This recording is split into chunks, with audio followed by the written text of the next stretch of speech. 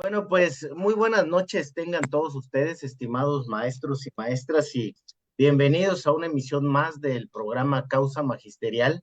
Este es un espacio que hacemos a través de el Movimiento Nacional por la Transformación Sindical. Y bueno, nos hemos dado la tarea de tener una agenda en materia de comunicación, donde venimos analizando el acontecer educativo y sindical magisterial de nuestro país. En ocasiones anteriores veníamos hablando sobre el tema que estuvo causando mucha polémica, como es el tema de los libros de texto gratuito. Y bueno, ya el Movimiento Nacional por la Transformación Sindical pues ha fijado una postura al respecto, y hoy tenemos algunos de sus prestigiados integrantes, como lo es la maestra Dominga Escobar, el profesor Abel Villarreal y la maestra María Elena Oliva. Maestra Es correcto, gracias. María Elena Oliva, la maestra Dominga, pues del estado de Oaxaca, el profesor Abel de Nuevo León, y la maestra María Elena, pues del estado de Baja California, por aquellos lados de Tijuana. Bienvenidos, estimados maestros. Muchas gracias, querido Lalo. Bueno, Los pues saludo a todos, muchas gracias por la invitación. Gracias por la invitación, Lalo, muy amable. bueno, pues entremos ya de lleno al tema, ¿no? ¿Qué les ha parecido a ustedes este tema este debate que pues pocas veces lo habíamos visto en el país? Podríamos decir que es un parabién, pero bueno, desde las esferas de la presidencia de la República, pues se interpretó como una lucha política más que educativa. Maestra Dominga, no sé si quieres iniciar y nos vamos en ese orden. Hola, muy buenas noches, compañeras, compañeros, estimados maestros que están aquí en este foro, y a ti, querido Lalo, por la apertura a poder conversar sobre, pues sí, este tema de debate que abre varias, o más bien nos abre las ventanas para ver las grietas que en el sistema educativo a lo largo de los años y las reformas finalmente se han dado. Yo creo que el fondo del debate es la apertura a tocar temas que son sensibles para cierto bloque de la sociedad, eh, más allá de ser también un debate que se da sobre las posiciones políticas que versan en el país con respecto a las estructuras de poder económico y poder político. Y también queda a la luz de que al final de cuentas estas esferas de la clase política, económica y del poder en México creen decidir sobre la vida o sobre las políticas públicas en el caso de educación sin considerar a los principales agentes que se desenvuelven en un aula, en un centro de trabajo educativo, ¿no? Entonces, quedan abiertas muchas grietas y quedan evidenciadas también las incapacidades de la institución, las incapacidades de quienes trabajaron sobre política pública, y finalmente vuelven los maestros a ser quienes se ponen al frente de la defensa, pues toda vez que somos los que al final de cuentas decidimos si la herramienta de trabajo, como es un libro de texto, se adapta o no al contexto en el cual nos desarrollamos. De entrada, esa es mi apreciación muy general sobre el tema de debate, y yo espero que a lo largo de la conversación podamos deshojar uno a uno para poderlos enmarcar de manera correcta. ¿Cuál es el debate sobre política pública? ¿Cuál es el debate sobre el contenido de los libros de texto? ¿Cuál es el debate sobre las posiciones políticas por aquello de que se quiere imponer una ideología? ¿Y cuál es el debate, que creo que es el menos versado, sobre su estructura gramatical y su estructura de ortografía o de contenido de información? Yo creo que el principal debate es el tema del contenido de los libros de texto. Pero quisiera que lo fuéramos tocando más adelante en el desarrollo de esta charla. Y pues bueno, en principio esa es mi apreciación. Pues maestra Marielena, ¿cómo ve?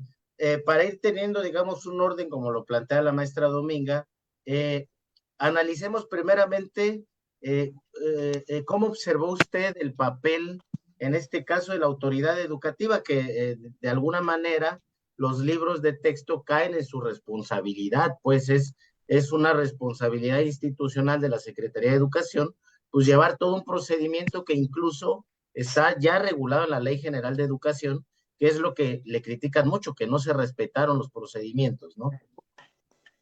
Bueno, yo quisiera que partiéramos de un contexto, ¿no? Un contexto nacional. Nosotros no somos entes aislados y aquí es muy importante tener en cuenta nuestra historia, ¿sí? ¿Por qué? Porque los libros de texto no han sido una ocurrencia. Si bien es cierto, venimos de diferentes procesos, inclusive de gobiernos que han impreso su propio particularidad a la hora de hacer sus programas educativos, ¿sí? Dice, por ahí reza un dicho, cada maestrito tiene su librito. Y así cada gobierno, por ejemplo, cuando la reforma del 92 también hubo un cambio muy, muy drástico porque nos llevan a la educación por competencias. Entonces sí tenemos que tomar en cuenta el contexto y la historia de nuestro país. Nosotros provenimos primero de pueblos ancestrales que tuvieron más de 7,000 años y en donde pusieron en el centro del desarrollo al ser humano, ¿sí? Viene la invasión española y nos imponen su propia formas y sus creencias y tratan de acabar con el gran conocimiento que tenían nuestros pueblos, porque inclusive nosotros le dimos conocimientos muy importantes a la humanidad, como el conocimiento del cero, el conocimiento de la bóveda celeste, la herbolaria, lo que es la alimentación, lo que es el cacao, el chocolate, en fin, ahí están grandes vestigios de nuestra propia historia, de nuestras culturas, que en su tiempo parte de las cuestiones principales fue una educación de Estado, donde no estaba en el centro de desarrollo el dinero, sino el ser humano, ¿sí? Y fueron 3,000 años, poco más de 3,000 años de educación pública, ¿sí? Eso sí tenemos que tenerlo bien claro. No por nada los estados de Oaxaca, los pueblos de Oaxaca son la reserva espiritual de nuestro país. ¿Por qué? Porque inclusive ahí hubo pueblos no conquistados, sobre todo las regiones de los pueblos de los Mijes. Entonces, yo les comento esto porque sí es necesario que entendamos de dónde viene, Jess, ayúdenme por favor, de dónde viene toda esta situación. Y además somos un pueblo que ha tenido la revolución de independencia, donde estuvimos 300 años de esclavos de los españoles, luego vinieron las leyes de reforma, donde nuestros pueblos han tenido una destacada participación, y la Revolución Mexicana de 1910, en la que imprime en la Constitución mexicana los anhelos más profundos del pueblo de México. Nosotros no podemos hacer a un lado esas cuestiones, porque finalmente la historia la hacen los pueblos y siempre nuestro pueblo ha puesto las vidas, ¿sí? Sobre todo los trabajadores, nuestros indígenas. Y ahí tenemos, en ese contexto, que se aprobó un artículo 3º constitucional, y como maestro nosotros lo tenemos que tener muy claros.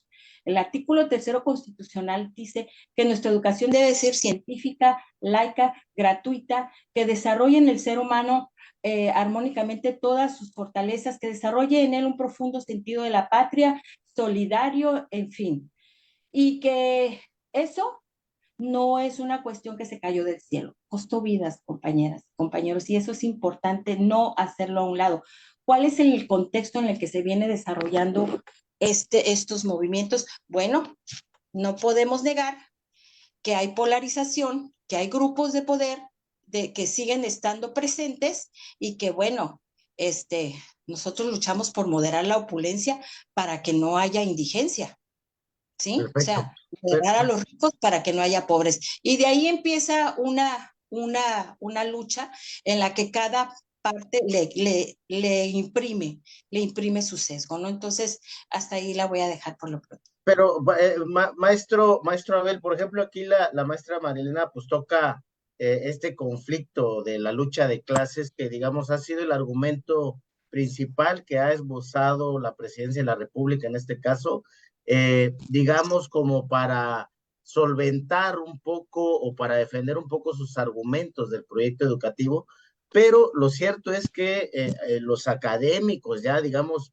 los académicos más prestigiados y digamos no políticos, los más objetivos que hay en este país, pues han hecho y los han señalado concretamente estos errores técnicos que se cometieron y que, bueno, han sido muy evidentes ya en este debate. ¿Cuál sería su postura en este escenario, profesor Abel? Mira, bueno, Sí, adelante. desde 1960, esta es la portada de los libros de 1960. Okay. Los argumentos que está esgrimiendo ese sector que se opone a los libros de texto son los mismos que esgrimieron en aquellos hace 60 años, 63 años. Son los mismos. Y entonces, evidentemente, están enseñando la oreja, como decimos popularmente, de cuáles son los intereses que realmente están defendiendo. Y eso ya ampliamente los comentó la compañera Dominga.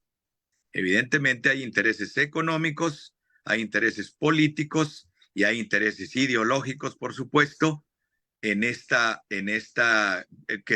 lo que está verdaderamente atrás de las protestas y los reclamos? Porque que nos digan hoy que con los libros de texto se quiere ideologizar por el comunismo, como lo dijeron en 1960, pues es evidente una jeremiada, ¿verdad?, de parte de estos sectores.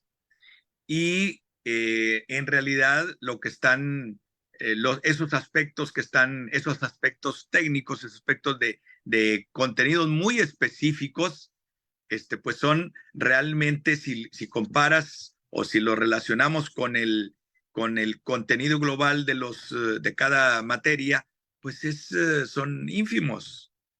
Es un porcentaje muy, muy, muy pequeñísimo, aceptando sin conceder, dándoles el beneficio de la duda, es un porcentaje mínimo, ¿verdad?, que en el contexto del trabajo de los docentes, de los procesos de enseñanza-aprendizaje y, por supuesto, con la mediación de los docentes, pues su papel es bastante menor en la ideologización esa de la que acusan a estos textos. Entonces, me parece que es un falso debate y que esos intereses económicos, políticos e ideológicos son los que verdaderamente se están poniendo o se están defendiendo en estos momentos para cuestionar los libros de texto.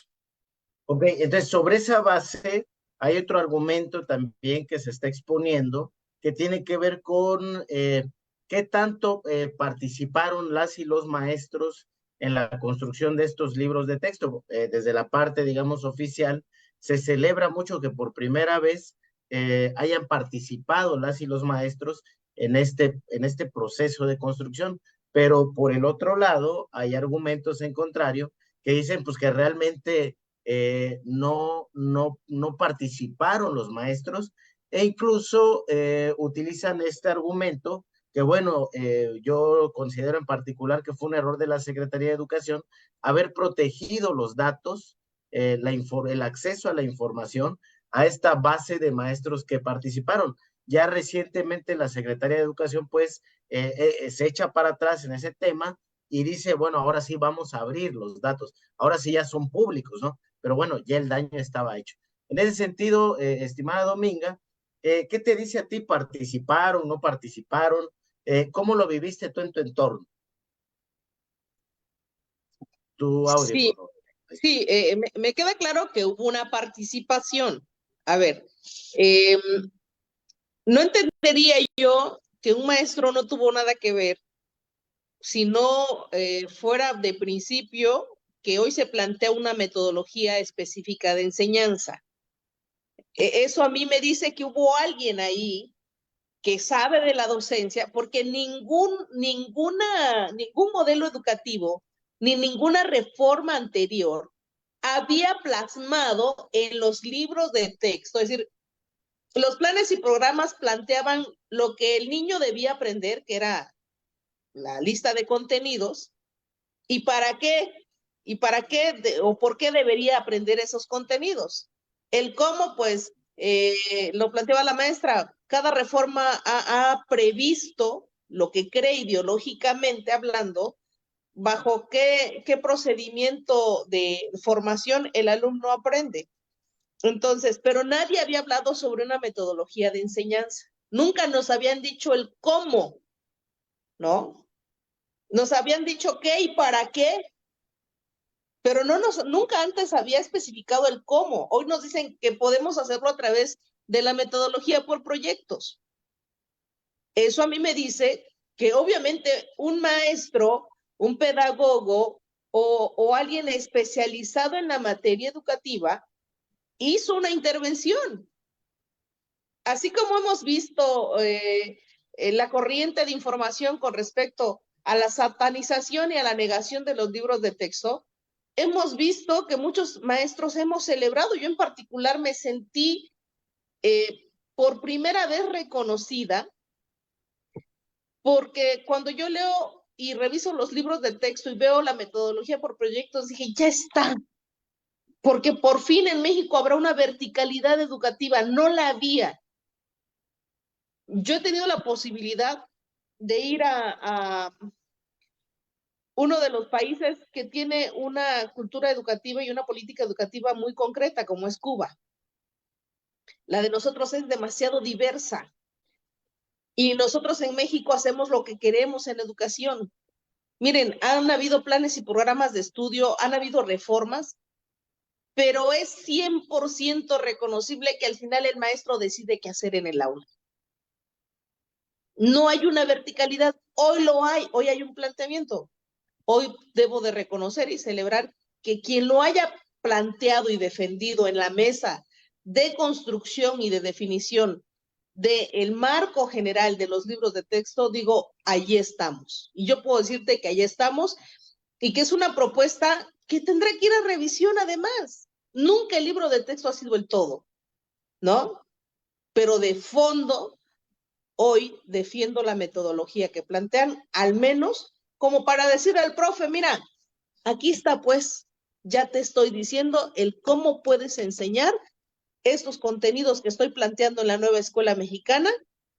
¿Qué queremos alcanzar como país en este proyecto de la nueva escuela mexicana para un país en transformación? Lo que tú quieras. Y ya nos dicen, órale, póngase a chambear, ¿no? Entonces yo creo que por ahí, claro que sí, estuvieron los maestros, sí me siento representada como docente por primera vez, y al menos en mis 21 años de servicio, siempre abracé, y eso lo quiero comentar por lo que planteaba la maestra y lo que plantea el maestro Abel también, que como docente, hasta hace unos años, mi única guía de trabajo era el Plan y Programas 93, que a la actualidad, hablando específicamente de la dosificación de contenidos, es el plan y programas más integral que ha habido en los últimos años. De ahí para acá, no ha habido rumbo en la educación.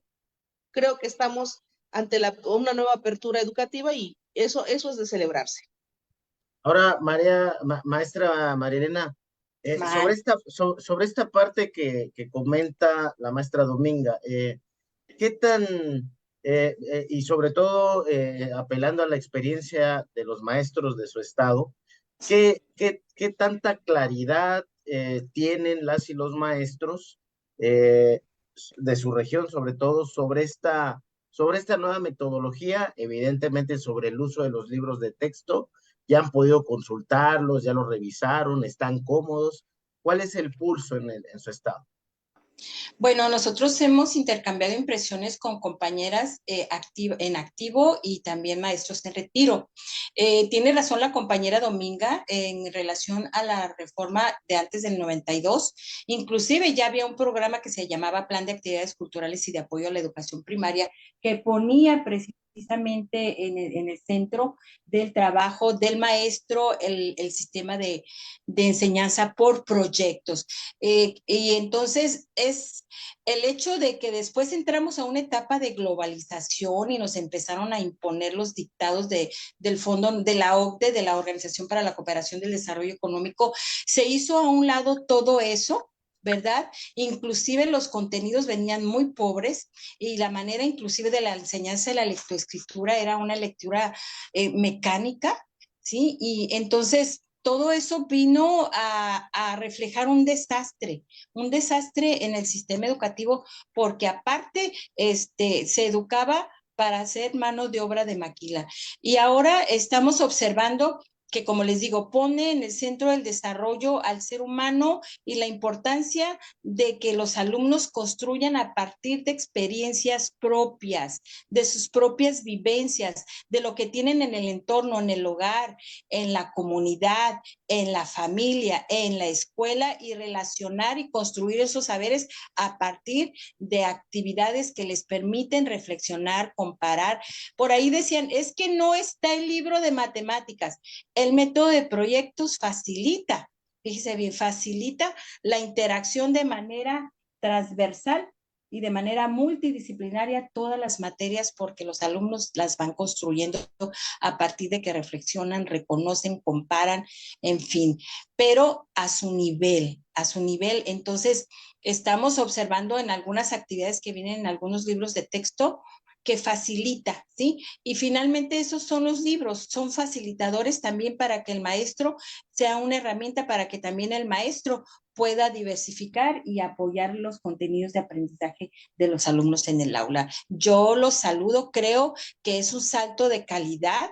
Yo estoy admirada inclusive porque esas formas de trabajo, compañeros, siguieron establecidas por muchos pueblos en las comunidades del estado de Oaxaca a través de del peteo, ¿no? Que cada uno elaboraban en sus comunidades.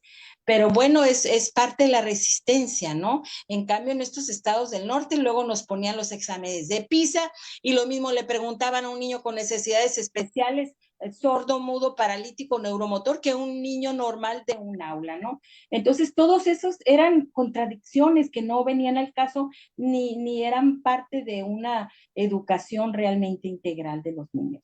Por eso celebramos esta nueva forma de incluir el cómo debe de ser la enseñanza.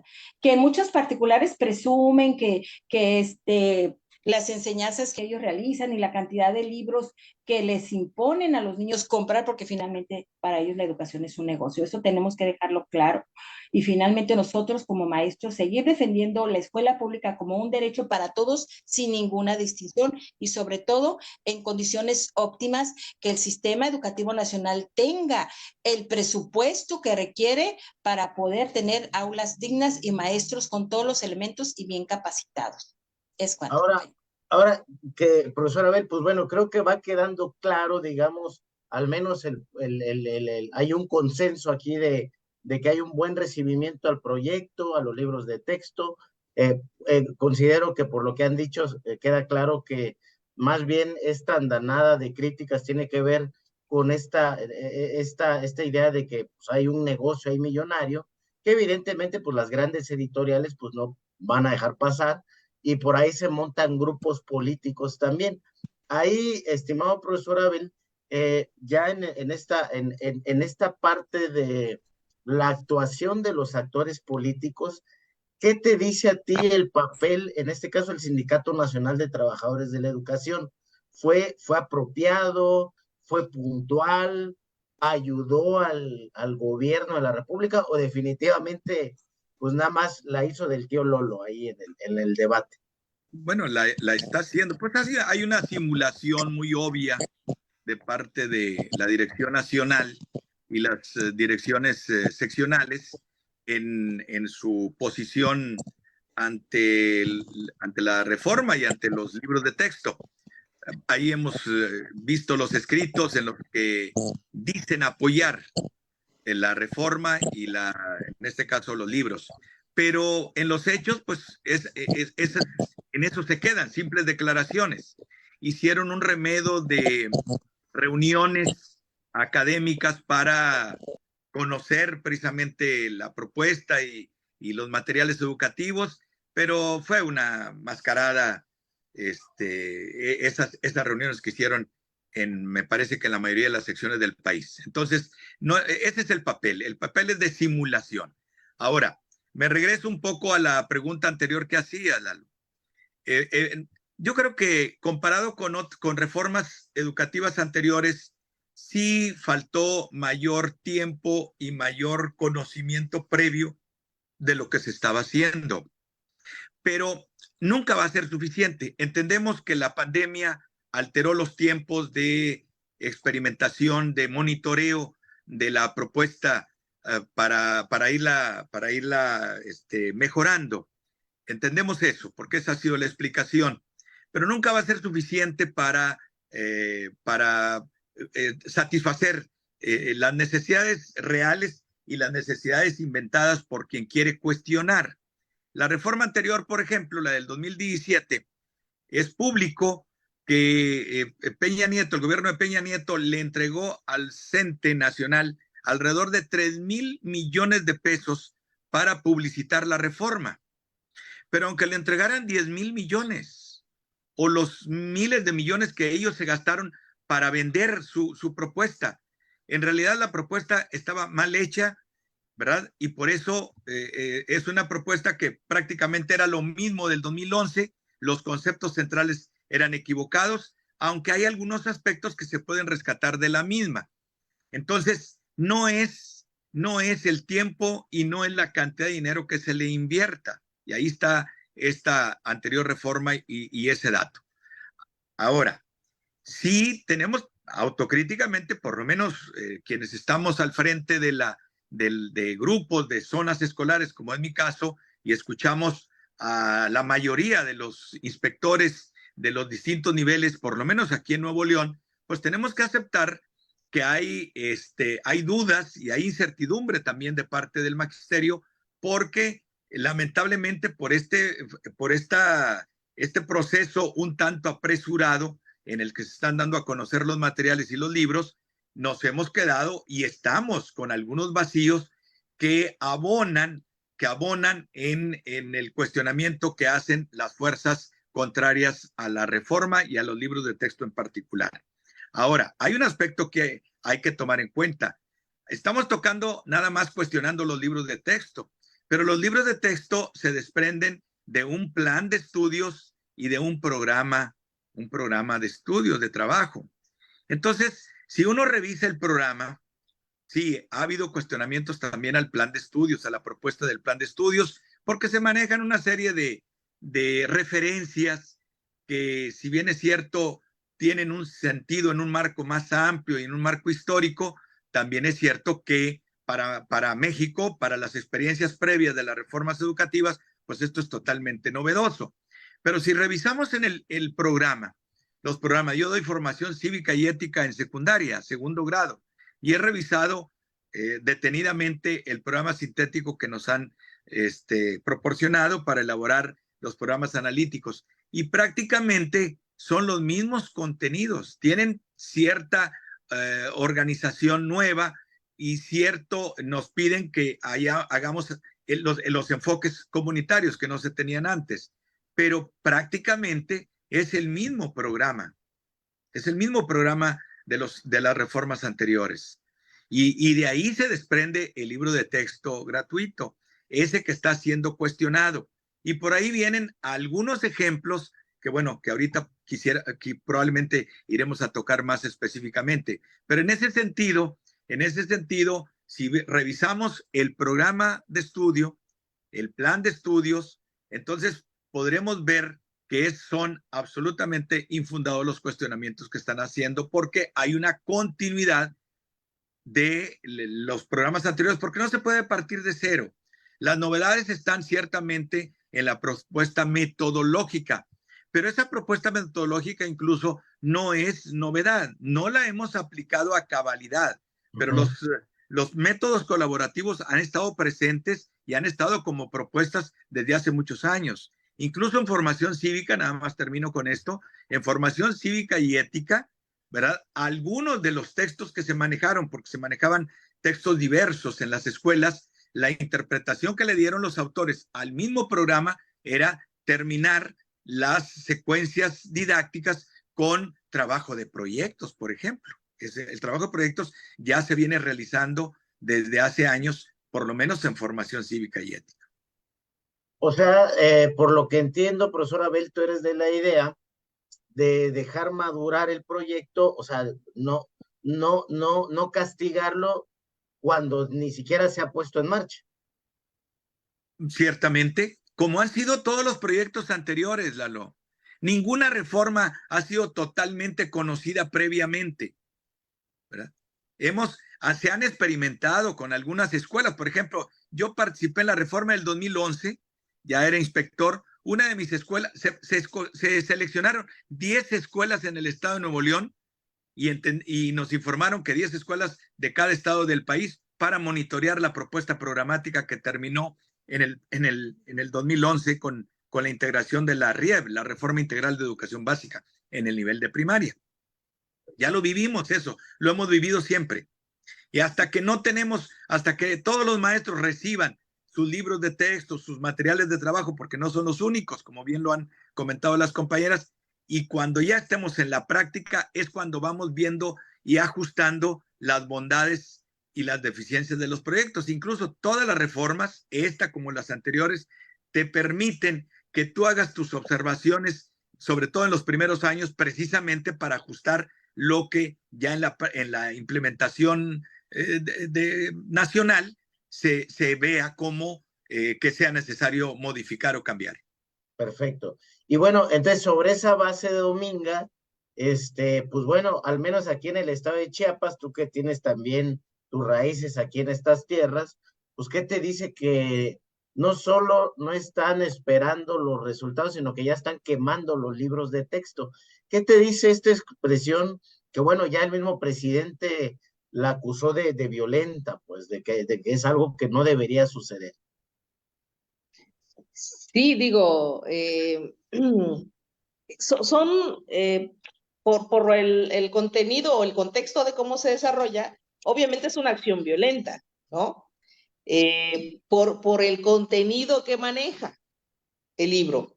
Y aquí quiero referirme un poco, porque entonces te vas a esas idiosincrasias religiosas, ¿no? Toda vez que la educación como política pública, pues es laica, ¿no? Y los materiales que se generan en torno a esta política pública, en el caso de un modelo educativo, un plan y programas de estudios, un libro de texto que es el material de trabajo, debería de estar exento de esta situación. Lo de Chiapas es muy lamentable. Pero mira, va más allá de lo que platicaba el compañero Abel, y que me parece muy, muy acertada la opinión, porque es una posición totalmente religiosa. Lo de Chiapas es totalmente religioso y entonces creo que queda como aparte. Recobra interés por cómo manipulan la información, porque lo mediatizan a tal grado de decir, ahí está, la ciudadanía no quiere los libros de texto. Es lo mediático que causaron, más allá de decir que es un grupo religioso que por el contenido de los libros de texto decide quemar porque son un asunto del diablo, así lo ponen, ¿no? Entonces, hay que ubicarlo en ese contexto, sacarlo del debate, yo digo que tendría que sacarse el debate del hecho violento de Chiapas y volver a centrar la discusión en el debate real. Yo quiero recuperar aquí varias cosas que plantea el maestro Abel. Hay una universalización del conocimiento. Por lo que decía él, el conocimiento va a subsistir en todos los planes y programas de estudio. Los planes y programas de estudio todos plantean el qué enseñar, ¿no? O sea, de primer grado, segundo grado, tercero, el avance programático es exactamente el mismo. Hoy hay un anexo de contenido, ¿eh? Ojo, en esta reforma o en este plan y programas de ahora, hay un nuevo manejo de contenido. Pero por lo que dices de Chiapas, ¿cómo la escuela, o cómo la educación le cierra las puertas justo a esa universalización del conocimiento, cuando ya existe en nuestra sociedad. Eso que ahora plantean los libros de texto ya existe, convive con nosotros todos los días. Lo ven los hijos, yo no tengo hijos, pero mis alumnos lo ven y lo ven en la televisión. Hoy veía un meme tan interesante, porque la gran fobia de los libros es el contenido sobre las familias homoparentales y sobre la diversidad sexual. Esa es la gran fobia sobre los libros de texto. Pero ya subyacen o coexisten cotidianamente en nuestra sociedad. La escuela no puede cerrarle las puertas al tratado de estos contenidos, porque el alumno lo ve hacia afuera. Anoche platicaba yo con una diputada local del estado de Oaxaca y tenía esa opinión de aseveración sobre el contenido. Le dije, eres legisladora. Una legisladora no me puede dar esa opinión sobre los libros de texto, porque antes de tu posición como mamá está tu posición sobre una política pública. Y perdóname, tus hijas lo ven en las calles cuando salen. Y me dijo, en efecto, la primera vez que una de mis hijas vio una pareja homoparental, nos preguntó por qué. Entonces, ¿cómo la escuela le cierra las puertas al tratado de estos contenidos? No puede, no nos toca. El debate religioso siempre va a estar, como el tema del aborto, como el tema del feminismo, de los derechos de las mujeres y de igualdad de género. Esos debates, bueno, no se puede cerrar. Entonces yo creo que aquí coincido con el maestro Abel cuando plantea que los contenidos siempre van a ser los mismos. Por eso yo rescataba en una de mis intervenciones, lo importante aquí es cómo ahora se abre. Y coincido en que es la puesta en práctica después de haber vivido una reforma sexenal con Enrique Peña Nieto, porque hay que decirlo, que ni siquiera fue funcional. Porque no era la política pública sobre educación como tal, era una reforma laboral. Y este nuevo gobierno, y no lo defiendo, porque tengo también mis observaciones, este nuevo gobierno al menos tiene la responsabilidad de replantear o de plantear una nueva reforma educativa y en un tiempo corto, porque entraron en el 2019, se requiere tiempo para poner en práctica algo como este, y sin duda yo diría, pues entonces que nos convoquen a un foro intermedio si tú quieres, ¿no? Pero aquí queda de ver mucho. Tú hiciste una segunda pregunta al inicio del programa, el papel que juega la Secretaría de Educación. Y yo en mi primera intervención dije, aquí queda demostrada la incapacidad institucional. Y hay una incapacidad institucional porque no hay una secretaria de Educación que salga con el valor y el conocimiento a defender la posición sobre una política pública. Le tocaba a ella salir a defender la puesta en práctica de esta nueva política pública, porque es un proceso de prueba de los materiales. ¿Tiene errores? Claro que los tiene. Creo que el tema del contenido, querido Lalo y compañeros, compañera María, compañero Abel, no es que lo traten. Esa es mi conclusión y con esto quiero terminar. Creo que lo crudo de los libros de texto no es que trate sobre la diversidad sexual. Yo creo que es el cómo lo plantea. Creo que donde no hubo cuidado es cómo plantear un tema muy sensible a la sociedad. En eso sí coincido. Pero primero celebro que lo traten y lo que habría que corregir es la forma en cómo lo están describiendo y planteando. Creo que allí está el error, no en el contenido, sino el cómo se planteó el contenido sobre la diversidad sexual. Porque eso es, insisto, esa es la fobia que provocó. Más allá de todo, es tener miedo a tratar un tema que todos los días existe en las calles y en una sociedad y te los encuentras en una cafetería, en un centro comercial, y que en muchas familias de nuestra sociedad ya está normalizado. Ya está normalizado. Digo, te vas a la Ciudad de México y para donde caminas ves familias homoparentales y ves a una diversidad sexual mostrándose, ¿no? Entonces, con eso termino. Ahora sí, sin duda muy interesantes todos los planteamientos. Creo que ha quedado claro la postura de ustedes como maestros de darle, yo lo resumiría así, es como darle el beneficio de la duda, pero no quitar el dedo de los errores que se han cometido en materia institucional, que si bien estos proyectos pues tienen errores, pues la idea es que haya una institución como la Secretaría de Educación capaz de ir cuidando todo el proceso para que sea lo más pulcro, lo más limpio posible. ¿Ok? Entonces, ahora, para entrar en una recta, digamos, ya final de la charla, profesora Sí, María, maestro, gracias. quisiera, ahorita puede ser también su comentario, maestra, con todo gusto, pero quisiera yo apelar a la experiencia que ustedes tienen, maestra María Elena, y bueno, ya estamos próximos a iniciar el ciclo escolar. Los maestros, la gran mayoría, pues incluso desconoce de estos temas. Hay muchos maestros que sí están avesados y que están en el ajo político, pero muchos no. Ahí, maestra María Elena, ¿qué sugeriría usted a los maestros que ahorita están con esta disyuntiva de decir, bueno, los voy a usar, no los voy a usar, no los conozco? ¿Qué tendríamos que estar haciendo las y los maestros?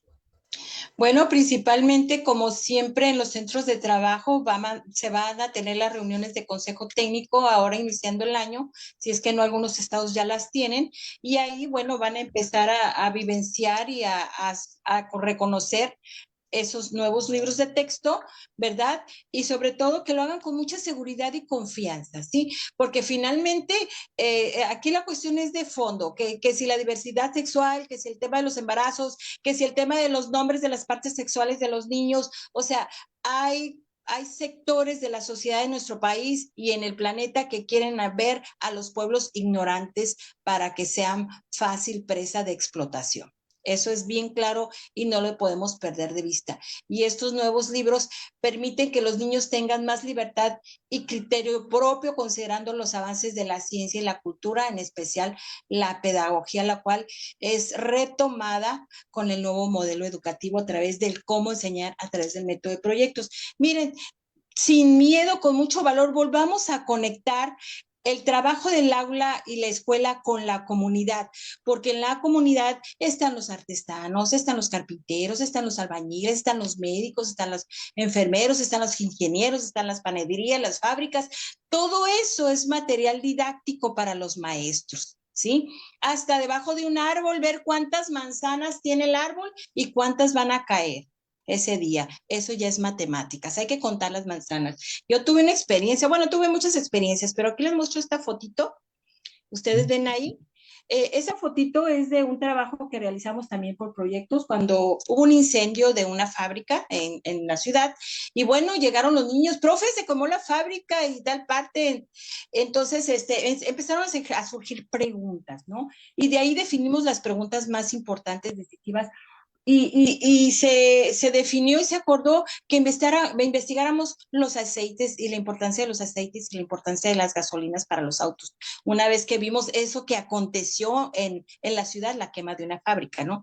Entonces, elaboramos unas preguntas y fuimos a una de las fábricas donde se elaboran aceites. Esa experiencia no se les va a olvidar a los niños porque los sacamos de la escuela y los llevamos y ahí ellos pudieron ver qué es el aceite, cómo se hace, cuántos botes de aceite hacen al día, qué valor tienen, si nada más se venden ahí o se venden en otra ciudad. Y luego de ahí, al pasar si se vendían en esa ciudad a otra, pasamos a geografía. Después, en otro, eso nos dio pie para pasar a otro proyecto en donde los niños tuvieron la oportunidad de subirse a un avión.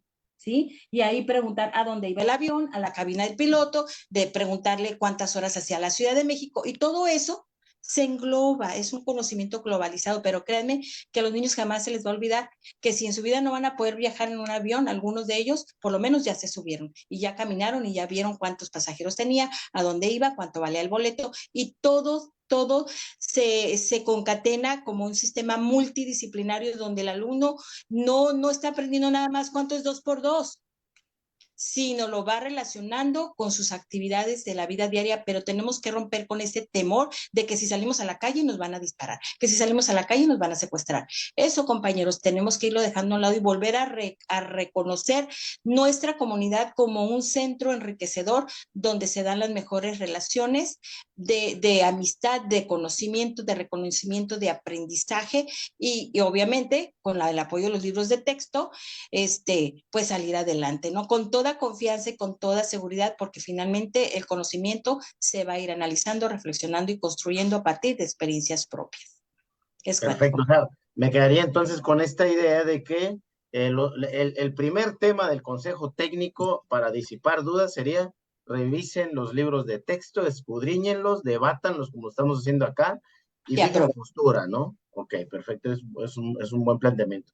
Ahora, profesora Abel, le quisiera hacer una pregunta, digamos, como en retrospectiva, pero también haciendo una prospectiva, sobre todo en los albores de un nuevo gobierno.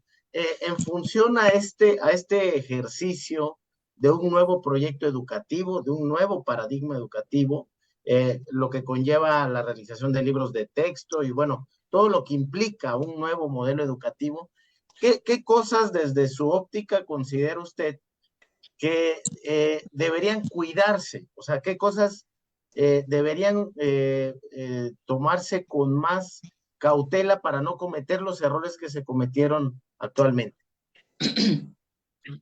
Bueno, pues de parte de la autoridad proporcionar más información, más elementos de conocimiento de los materiales, porque por ejemplo, Lalo, nosotros aquí en Nuevo León, en la reunión del día 14 con las autoridades estatales, les pedimos que nos proporcionaran los libros para que los maestros que estamos ahorita en el taller intensivo los tuviésemos en nuestras manos y los pudiésemos analizar a profundidad. Y lamentablemente no se nos proporcionaron. Entonces, evidentemente, esto, aunque los estamos revisando digital, no es lo mismo que la revisión que pudiésemos estar haciendo de esos materiales y disipando esas dudas que lamentablemente se han generado y que con los prejuicios que también tenemos nosotros y que ahí están aflorando, bueno, están haciendo el caldo gordo de alguna manera a quienes están frontalmente en contra por razones, como decíamos, políticas, económicas e ideológicas. Y bueno, la invitación que hemos hecho aquí a nivel local y que hacemos a nivel nacional es que aprovechemos este debate. La parte positiva es recuperar la confianza en nuestras competencias profesionales, en el papel y en el liderazgo que ha cumplido siempre el magisterio, pero que siempre habrá oportunidad de hacerlo de una manera mucho más amplia y más profunda, como es la oportunidad que se nos está presentando con la propuesta educativa que queremos, que necesitamos implementar a partir de este año escolar.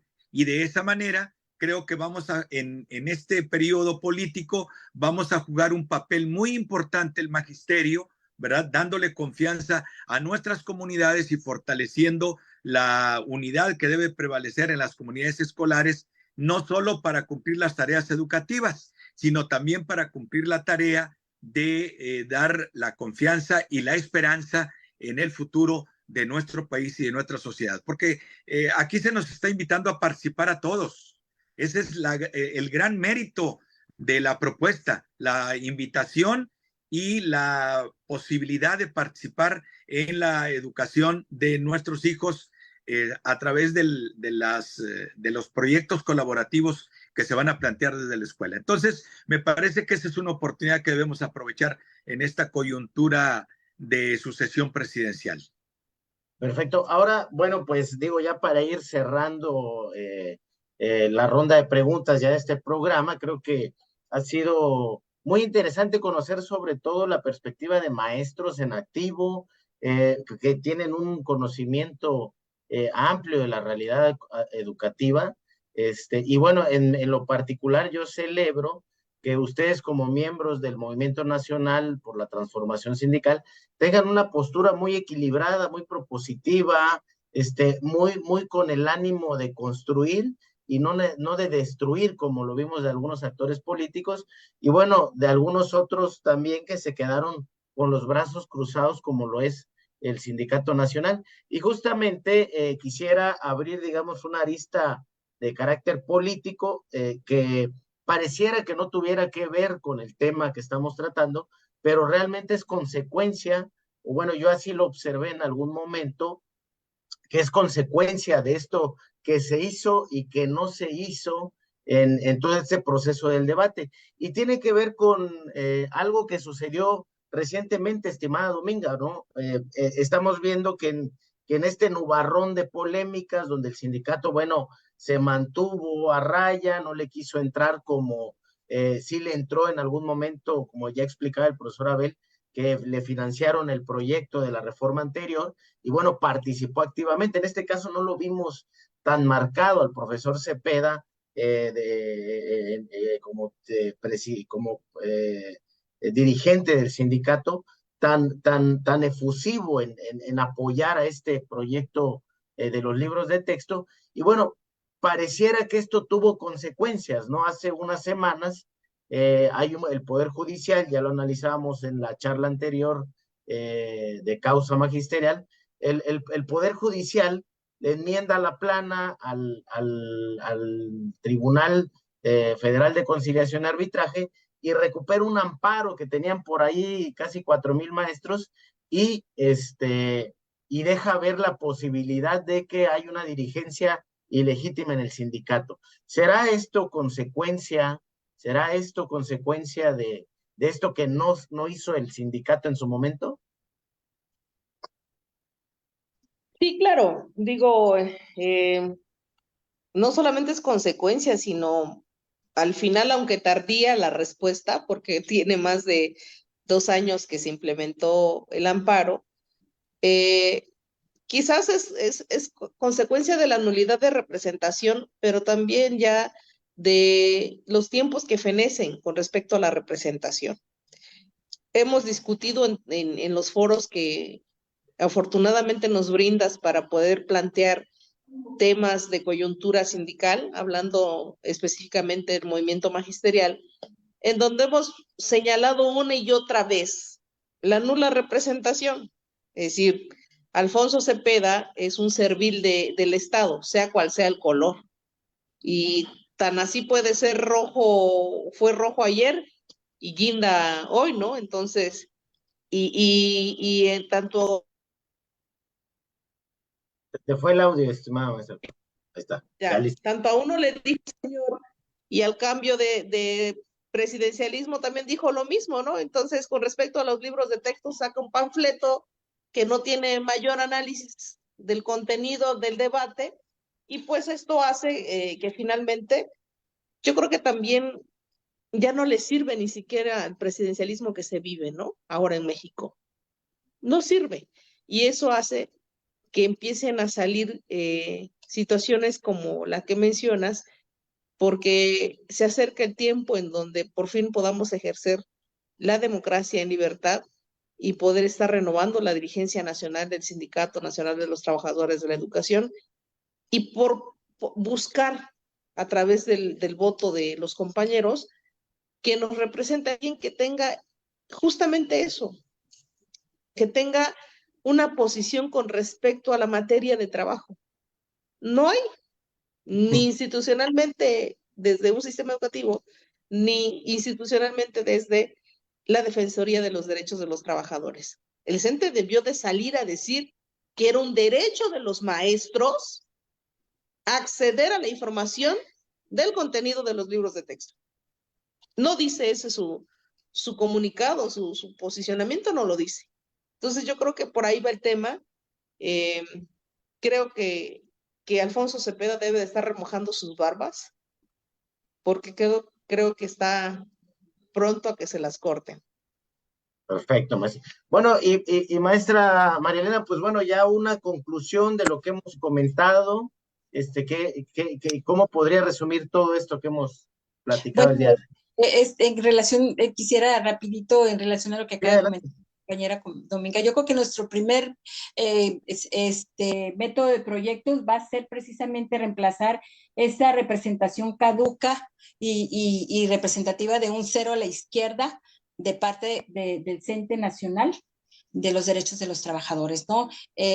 Profundizar en la necesidad de que en colectivos los docentes, los trabajadores de la educación, analicemos cuál es la importancia de seguir preservando al CENTE como instrumento representativo de nuestros derechos, pero con compañeras y compañeros que realmente pongan otra vez en el centro de desarrollo los derechos laborales en beneficio de los trabajadores, ¿no? Ya esa cúpula que está ahí son un conjunto de malhechores, no nos representan, son un cero a la izquierda, y nosotros a través del método de proyectos vamos a hacer unos profundos cambios, créanme, y los invitamos a que se organicen en colectivos para hacer los análisis de cómo armonizar el estatuto del CENTE en la nueva ley con la nueva ley laboral. Eso es por un lado. Y por otro lado, bueno, no perder de vista el sentido profundo del artículo 3º constitucional, compañeros. Nosotros como el mejor aliado de los padres de familia y viceversa, debemos desarrollar también la conciencia social y comunitaria de que tenemos que defender la escuela pública, que la educación no debe de ser un privilegio, sino un derecho para todas y a todos, porque la educación libera, y en esta ocasión este gran salto que se ha dado a través de la nueva escuela mexicana y con la herramienta de los libros de texto, van a seguir existiendo disputas, sí, porque hay grupos que exacerban los fanatismos de algunos sectores de nuestra población aprovechándose de su fe religiosa, y ahí debe de estar un maestro orientando la necesidad de que debemos de aprender de manera científica, laica y gratuita y con una actitud transformadora dentro de nuestra sociedad. Entonces, adelante, compañeras y compañeros maestros, sin miedo. Vamos, todos los días la patria se construye y todos los días demanda nuevos constructores y nuevas constructoras, y los maestros jugamos un papel decisivo en la transformación de nuestro país. Es cuanto. Perfecto, maestra, pues muchas gracias. Y profesor Abel, pues usted cierra, digamos, las conclusiones Bueno, finales de este programa. me parece importante lo que acaban de expresar las compañeras. Quisiéramos invitar a todos los compañeros maestros, directivos, inspectores y supervisores del país a que reflexionemos que nosotros somos los garantes de la educación pública del país y que la educación pública está ligada a los materiales de trabajo y entre ellos principalmente los libros de texto. Y recordarles que los que hoy están en contra de los libros de texto, hace unos cuantos años nos acusaron de ser los responsables del rezago educativo del país. Se la han estado guardando, pero detrás de la denuncia o del rechazo a los libros de texto también está que son adversarios del magisterio, porque ahí están la película esa de Panzazo, que fue la manifestación más abierta y descarada en contra del magisterio. Ahí están esos corifeos en contra de los libros de texto. Hace años estaban totalmente en contra de los maestros y en contra de su organización sindical. Por esa razón, es importante que no nos confundamos. El problema o los cuestionamientos pueden durar algún tiempo.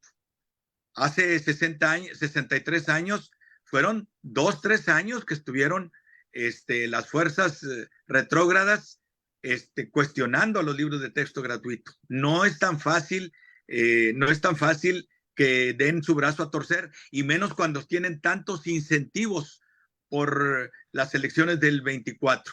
En ese sentido, refrendamos la invitación a que recuperemos la confianza en nuestras organizaciones escolares, en nuestras organizaciones delegacionales, y desde ahí organicemos lo más ampliamente posible la defensa de los libros de texto gratuito y de la educación pública del país, porque van de la mano. Oigan, pues la verdad es que para mí ha sido un gusto, un placer escucharlos. desde aquí, desde esta palestra de causa magisterial, pues no les miento, he escuchado a grandes académicos, estuvo la doctora Frola, estuvieron grandes personajes, técnicos, pedagogos, políticos, y bueno, yo he escuchado toda una serie de opiniones también muy bien argumentadas, ¿no? Pero considero que la más valiosa es la de ustedes como maestros y maestras, porque como decía la maestra Dominga, pues al final del día, el libro de texto es la herramienta, y esa herramienta no puede cobrar sentido si no es detrás de un maestro, ¿no? Con un maestro que la va a hacer funcional, y que además esa herramienta, como decía la maestra María Elena, pues puede ser un arma de doble filo, puede ser utilizada para atacar o puede ser como un arma que puede servir para construir un nuevo proyecto político, y eso al final del día, como lo han dicho ustedes, pues queda en la voluntad de las y los maestros y en el sentido y en el pensamiento crítico también de los docentes. Entonces, pues para mí ha sido un gusto escucharlos, la verdad es que es toda una lección la que nos acaban de dar, y bueno, yo estoy más que seguro que la audiencia también está muy contenta con estos posicionamientos, y pues hubiéramos esperado que el sindicato hubiera tenido pues posturas tan avesadas, tan modernas, tan profundas, tan bien sustentadas, pero lamentablemente lo único que tuvimos pues nada más es reiterar el discurso oficial, que como bien decía la maestra Dominga, pues eso no cuesta trabajo, ¿no? Así que esperemos que, como decía también la maestra María Elena, pues hay un cambio, esperemos realmente que haya un cambio real en el proceso democrático del sindicato, y esperemos también que aquí desde Causa lo podamos contar en los próximos programas de febrero o marzo, de acuerdo a los estatutos que se tienen establecidos. Pues un gusto, estimados maestros, maestro Abel, maestra Dominga, maestra María Elena, un gusto haberlos saludado y espero verlos pronto por este espacio. Muchas gracias, un abrazo para ti. Muchas gracias, Lalo. Muchas gracias, maestro Abel. Abrazo. Bueno, Abrazo. y pues los esperamos a toda la audiencia el próximo jueves, acompáñenos por favor. Ya vieron la calidad de análisis, de debate, todavía no somos la hora de opinar, pero bueno, aquí ya somos la hora de opinar en el tema educativo, así que por acá los esperamos el próximo jueves, y no se olviden, hagan causa magisterial. Hasta luego, buenas noches. Buenas noches. Buenas noches. Buenas noches.